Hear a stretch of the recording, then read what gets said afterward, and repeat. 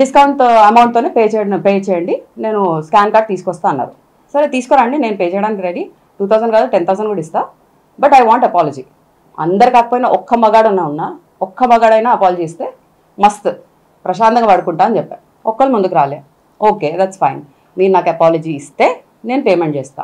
లేదు మీరు పేమెంట్ నాకు వద్దు, నువ్వు ఒక పెద్ద బెగ్గర్వి, మీకు అసలు మీరు ఈ ప్రిజంకి రావడమే మాకు పెద్ద కర్స్ అని మీరు ఫీల్ అవుతే, నిజంగా మీరు ఒక బెగ్గర్కో మీరు ఒక ఆర్గనైజేషన్కో మీరు డబ్బులు ఇచ్చారనుకొని వదిలేండి, మర్చిపోండి, ఈ ఎపిసోడే మర్చిపోండి, అవసరం లేదు నాకు మీ దొక్కల అపాలజీ కూడా అవసరం లేదు అని చెప్పా. ఇప్పుడు వాళ్ళకి నేను కంటిన్యూస్గా చెప్తున్నా, నేను ఇంతసేపు 11 o'clock నుంచి 2:30 వరకు పంచాయతీ నడిచింది.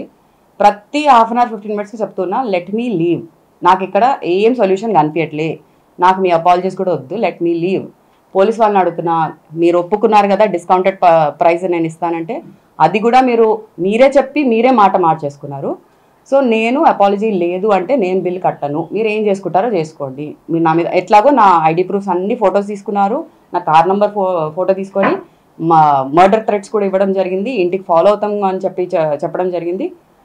చూడండి ఇప్పుడు రేపటి నుంచి చూపిస్తా అని కూడా బెదిరించారు. ఏం చేసుకుంటారో చేసుకోండి, నాకు సంబంధం లేదని చెప్పేసా. మీరు నన్ను ఇక్కడ నుంచి వెళ్ళనిస్తారా?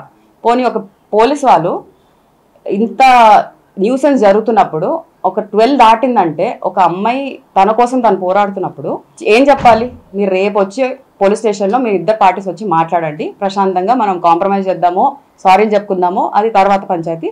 రేపు 9 o'clock మీరు అందరు పోలీస్ స్టేషన్కి వస్తే దీన్ని ప్రశాంతంగా డీల్ చేద్దామని చెప్పే హక్కు తనకుంది. నోరిప్పలే సార్, ఇద్దరికిద్దరు ఇప్పలే.